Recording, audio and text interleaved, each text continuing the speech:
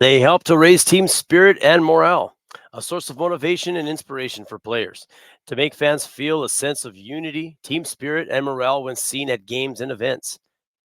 Yes, of course, I'm speaking of the almighty mascots on the next Halo Joe.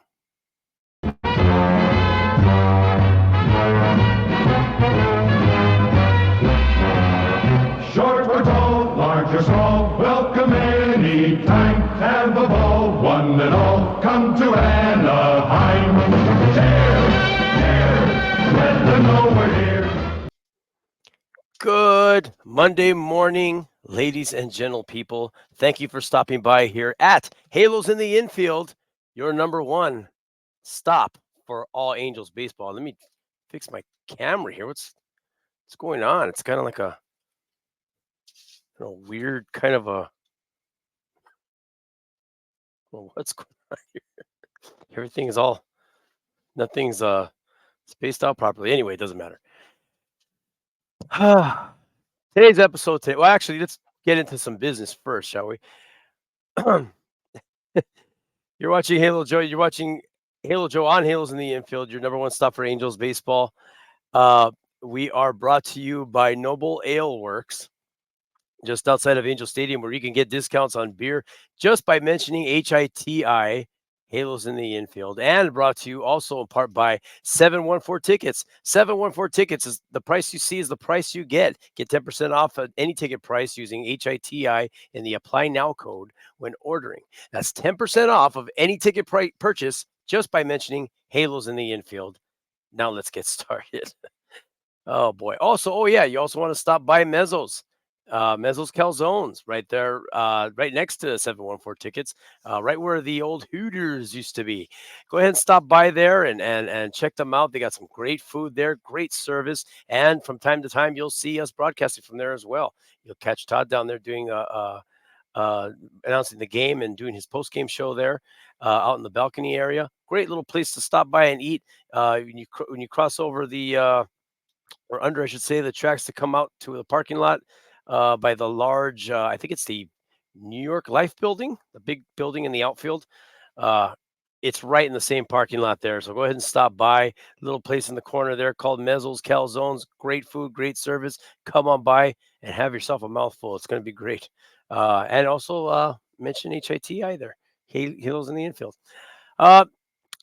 Today's episode, kind of a weird one. Mascots, where do they come from? I kind of was wondering myself, like, okay, look, I got some time on my hands. Let me find out exactly how this all started. The main question is about our Angels, of course. I could care less about any of the other teams' mascots that are going on. But I was curious on where this all actually came from. And also, I need some filler for this show. It's probably not going to be that long of a show, to be honest with you. Oh, man. Thanks for stopping by the way. Where did mascots come from? Well, it all started in the 1800s. There was a kid named Chick, which is kind of weird. He was a small little boy. He used to help out. He was kind of like a bat boy, carry the bats and ran errands for the baseball players, when they didn't have time to do anything like that. And kind of a weird little position, I guess, for the kid at the time. But the players would pin their faith on this kid. They always had I guess they just counted him as a good luck charm, kind of. So they kind of they needed him there at the games. He had to be at every game. He was their good luck charm. They needed him to spark them up. There was something about him. He was the rally chick, I guess you would call him. So this little kid would do this was for amateur baseball, of course, but as far as recorded history goes, this is as far back as they go. They think this is probably where it all kind of started.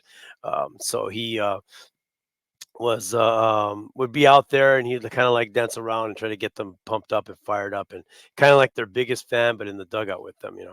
So he was definitely one of the first, but the ones that actually really wanted to make an impression on the fans they were called the Clown Prince of Baseball, and this is what kind of made the mascot idea more famous, where there were these three guys that were actually baseball players. One's name was I believe it's pronounced Shot or Shocked, Jackie Price, and Max Patkin. Now, Shocked or Shacked, I guess you could pronounce his name. He was considered one of the first clown princes. And after his major league career ended, he ended up entertaining crowds at every park in the majors, and he would do stunts and stuff like that. And I think he even appeared in the World Series and some All Star games as well. Um, and then you look at Jackie Price, he was another attraction. They would come out, he would do both minor league and major league games, and he would go out there and do his little stunts. He had a lot of tricks, I guess, up his sleeves with baseball bats, balls, and gloves. I guess he would do different things to entertain the crowd in between innings. So kind of, the entertainer, trying to get the crowd into it, trying to keep them into it, keep them fired up with the team if the team wasn't doing it themselves. Sound familiar? And then we head over to Max Packin, the other clown. He was he had a love for baseball. He was a former player as well. And of the three, he had the shortest career in the major leagues, but he was considered to be recognizable and was very well known as one of the clowns. I guess he made more of an impact that way. He performed for 51 years as baseball's clown prince from 1944 to 1993. And I've never heard of this guy, never seen him before. He was obviously an old man when he was around in my time, but I don't ever recall hearing of him or seeing anything about him. But he never missed an appearance, they say. And whenever he was called to perform, he always showed up. And he would wear a real baggy uniform, kind of had that, goofy look to him, baseball player. Um, Nothing with the furries yet. That comes a little later. But he uh, um, he would always mock the players and go out in the field and do all that stuff, and would act a little crazy. But that's pretty much how he got known as the number one. I guess you would say, but it's probably because of his tenure in doing it, how long he had actually been there doing it. In '88, Packin was named King of Baseball, which is a title given annually to someone in the minor leagues, and he even appeared.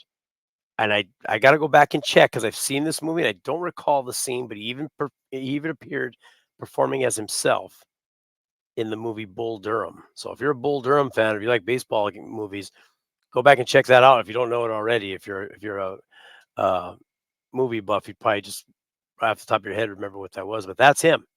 That's Mr. Packin. So that's fast forwarding just a little bit later on when the actual mascots came out. The guys with the big heads. Mr. Met was debuted. He was in print first. You would see him probably on brochures, probably on programs, stuff like that, mini posters, things like that that they handed out at the time.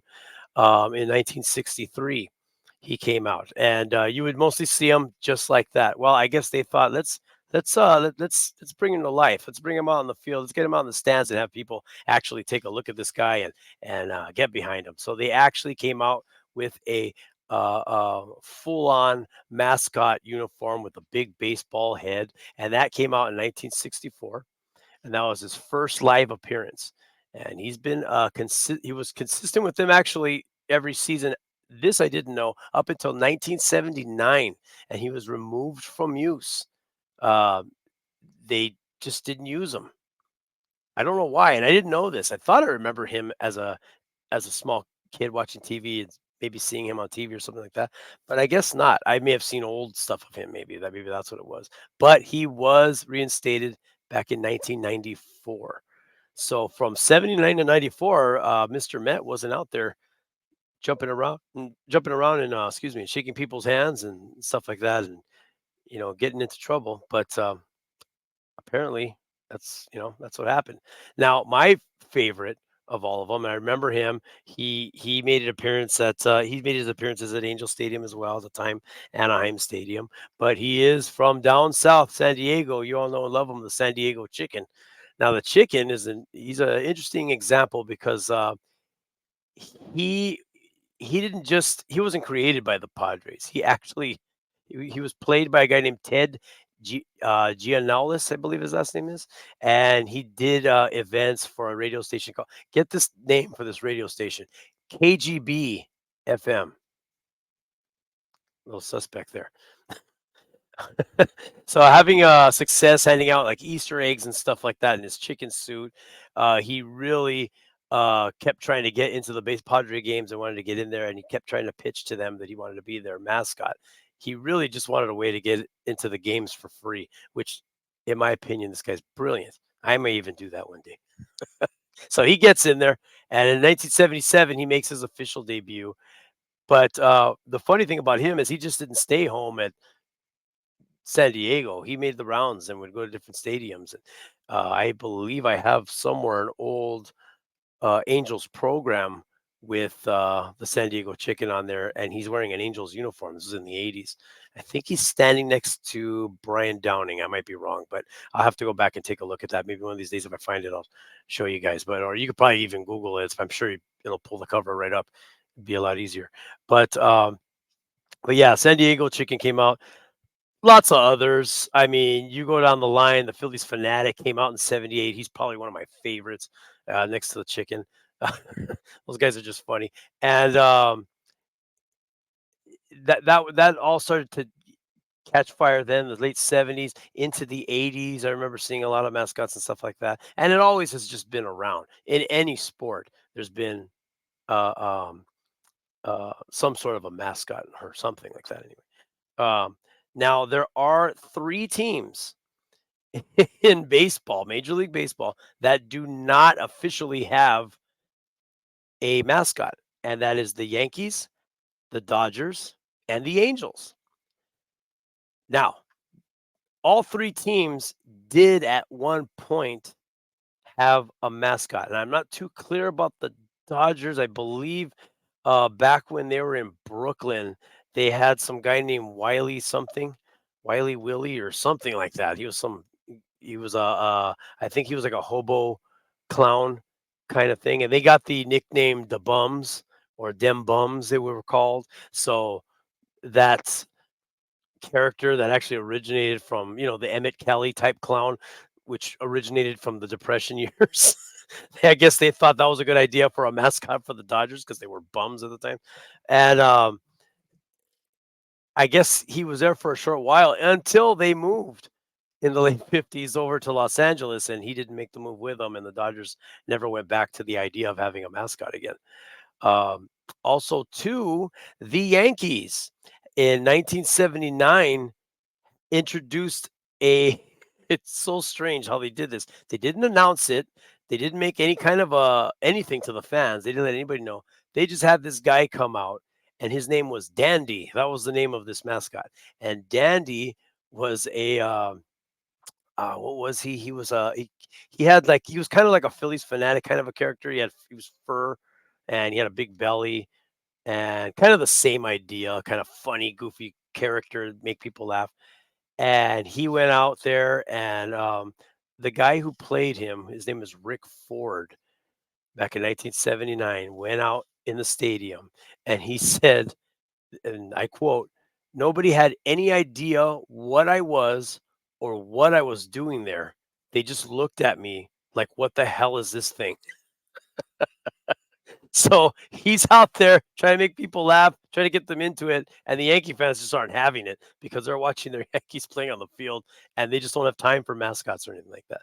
A lot of these teams uh, uh, put more faith on their product on the field than they do the entertainment around the fans in the stadium. Um, we all know our team doesn't do that. They rely on a lot of other things, if not everything else besides what is on the field nowadays, anyway. But if you go to the Angels, you could go back into the '90s. The Angels actually did have mascots too. Back with if you remember their old California Angels uniforms in the um, mid '90s. Um, where am I at here? Where they came out with the 2 bears, Scoop and Clutch, and they were 2 bears. They both had Angels uniforms on with their hats, and they had little halos floating over their heads with the Angels wings, and they would walk around and get the kids all excited, but very forgettable. Most Angels fans I talk to barely remember these guys. I remember them walking around the stadium and being out in the field and jumping around, stuff like that. I remember them making the switch over to the 1997 uniforms, the pinstripe periwinkle uniforms. But then in 2000, they just mysteriously disappeared, and no one knows what happened to those guys. So that was kind of a strange one there. But the Angels ended up, and of course, in 2000, I think it was June of 2000, they were, yes, that was the story. They were trailing the Giants. It was like 5-4 at the bottom of the ninth, and the two operators are in charge of the video board. What are their names? I have them here: Dean Frolino and Jason Humes. They took a clip of the monkey jumping up and down. This is the same actor monkey from the Ace Ventura: Pet Detective movie, and they had him jumped up and had the words "Rally Monkey" flashing on top. If any of you remember that, if you're old enough to remember that, and caught fire, and then really caught fire during the 2002 year when the Angels went on to the World Series. And it seemed like every time he popped out, they just came back. Truth of the matter is, those guys, when their backs were against the wall that year, came back no matter what. That team was amazing to watch. But the Rally Monkey took a lot of the credit and was very popular for years after that. It seems like he's on a downward uh, I guess you could say I don't know if you want to say spiral. Maybe he's on his way out. Maybe it's kind of like the way of Scoop and Clutch. He's kind of going out. But the Rally Monkey was never an official mascot. He is a very unofficial mascot. No one wants to claim him. As successful as he was with the Angels, the most successful, if you really want to get technical, he is not considered an actual mascot. Um, which you would think they would go that route with him because he's well known now, around the area. But and not even just us, but with even the other teams. Yeah, I'm sure other teams know who the Rally Monkey is. He's pretty unique when it comes to characters like that, or any kind of gimmick to get a team going. But quick little fun fact before we go on: you ever wonder what a mascot makes in the major leagues? Well, per game compensation, according to this is totalsports.com or total, I'm sorry, total sportal or totalsportal.com. Sportal, that's a word, isn't it? An MLB mascot can make anywhere from $450 to $2,000 per game. Notably, Wally the Green Monster from Boston Red Sox has the highest per game salary at $2,000, translating to an annual salary of $250,000. All but three major league teams, which we talked about before, Dodgers, Yankees, and Angels, they're the ones that don't have it because their brand is above gimmicks, of course. um, they don't need that. But I saw that. Who doesn't want to make $250,000 a year putting on a hot fuzzy costume and walking around like an idiot? I do all that stuff without the costume. I could definitely put a costume on and get sweaty and earn $250,000 a year. That is amazing. Now, mascots do sometimes travel with their teams. Sometimes they don't, but sometimes they do. And now you're just tacking on more there. So you get your little flight with the team, come back, make some extra cash. I mean, where's that? If you want to talk about dignity, I don't care. I'd wear a shirt. I'd be proud to say, "Hey, I'm the new Phillies fanatic," or "I'm the new San Diego Chicken." Now, do the Angels need a mascot? Do they need someone out there with a big fuzzy head walking around and getting the crowd fired up? Now, the Clippers just unveiled a few years ago or a couple years ago their mascot, and I kind of was turned off about it a little bit by it a little bit. I think he's supposed to be a seagull or something, or he's some kind of a bird. Um, okay, but he seems to be working out with the team. Basketball is a totally different sport. He goes out there. They're doing the 3-point contest with the fans, and he's there with the ball, and he's getting all fired up with the fan. Total different atmosphere, different thing. But um, seems to be working out for them okay. Now, the Angels, as of now, I don't think the Angels, in my opinion, that's the furthest thing they need as far as being a was that a gnat? I think a gnat just almost flew in my eye. As far as being a um, that's the first thing they need as far as being a successful team on the field. There's a whole slew of things that this team needs to get done to even be watchable than what they are right now.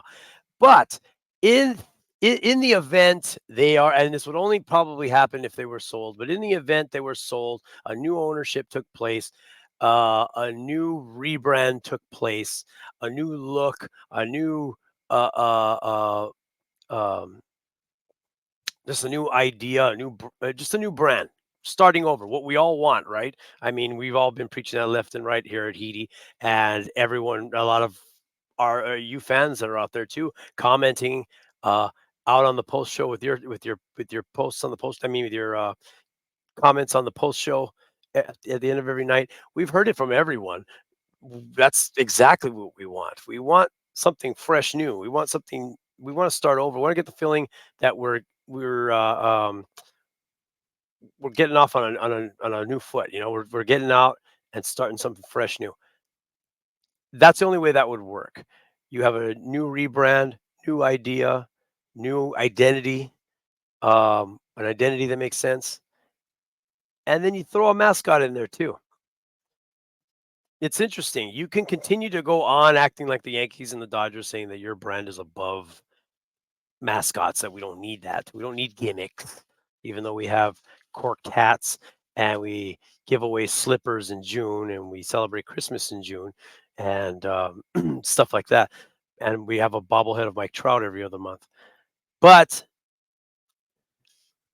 I think having that would be a pretty good idea. And I think them revamping their juniors club, Angels Juniors Club, with the mascot on there instead of the rally monkey, or I've heard some people say, "Hey, let's get the rally monkey and make him into a big fuzzy head mascot. Have him walk around, big giant monkey with a big head."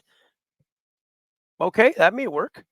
Um, I think it would help with the brand, the marketing of the brand. I think it would help. I think it would be a good idea for the kids. It would get things changed in that stadium. It would just change the atmosphere along with all the other change that's going on as well. And I think that's the only way it would work is if it was during the Angels makeover, if you will. Some eyeshadow, some foundation, a little bit of rouge. Let's get let's get our franchise looking pretty again. Because right now it's a beat up old hag and needs to be put out in the dumpster. But that's my little history lesson, I guess you could say, in mascotism. And what do you think? You could let me know in the comments below, and let me know what you think. I know it's not the most important topic in the world when it comes to our Angels and what needs to be done, but it is part of sports. It is part of the Angels' history. They've had a taste of it. Didn't seem to be too successful. Maybe we can make it successful. Maybe we just never really thought all the way through. Are we really the team that is just our brand is just too big for gimmicks? Like the Yankees and the Dodgers. Ooh, we're too good for mascots. Everyone else has a mascot except for those two. Ooh, yeah. It's a bunch of trash to me. I think whatever helps with marketing the team, whatever helps with bringing kids in, you get little kids who are attracted to the mascot. That's what makes him laugh. He just sees it. He gets excited. It lures him in. He remembers as he gets older how much he liked that guy, and the guy's still there. I mean, come on. You get all this old tradition with the Philly fanatic, with the chicken, and all these guys. There's old men walking around who remember these guys walking when they were younger, and that's a cool thing. I think that's really cool. It's part of the game. It's part of the sport. It's part of the team. I think it's great part of the experience. I think it's a lot better than cork cats. So that's just my opinion. But anyway, let's head down and see what we got going up for this week. It's a little bit shorter of an episode today, but we got another Monday off. So looks like we're off today. But we are flying out. We're going out to New York, to see Dandy and the Yankees. Where did he get the name Dandy from? Yankee Doodle Dandy? That's original. So the Angels will be playing the Yankees on the 6th, which is Tuesday at 4:05 p.m. Don't forget, 4:05 p.m. They're back east, so check them out. It's going to be the same thing for the next two nights too, on August 7th and 8th. So Tuesday, Wednesday, and Thursday, you got your Angels at 4:05 p.m. against the New York Yankees. And excuse me, sorry about that. That's Tuesday, Wednesday, and Thursday. On Friday, Saturday, and Sunday, the Angels are flying over to Washington to play the Nationals. Maybe they'll take Rendon back. That's on starting August 9th, 10th, and 11th on Friday, Saturday, and Sunday. On Friday, it's going to be at 3:45 p.m., a little bit earlier.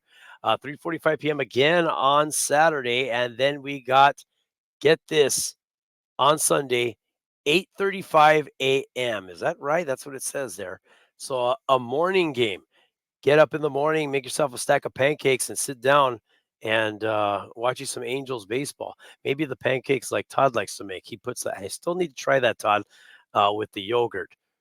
I need to do that. I think mixing some yogurt in there with the pancake batter, getting them nice and moist, like we talked about before.